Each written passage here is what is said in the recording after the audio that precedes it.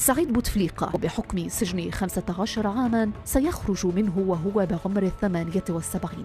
الفريق المتقاعد محمد مدين يخرج من السجن وهو في عمر 96 بحكم سجنه 15 سنة. اللواء بشير طرطاق وبحكم سجنه 15 سنة فسيخرج من السجن في عمر 85.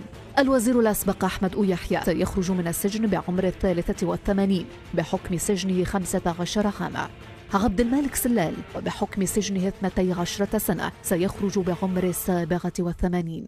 رجل الأعمال علي حداد والمحكوم عليه ب18 سنة سجنا سيخرج من السجن وهو يبلغ 73. محي الدين طحقوت الخضار الذي تحول إلى ملياردير يخرج منه في عمر 73 بإدانته ب16 سنة سجنا نافذة. يوسف يوسفي وبحكم سجنه 10 سنوات سيخرج وهو في عمر 89 سنة.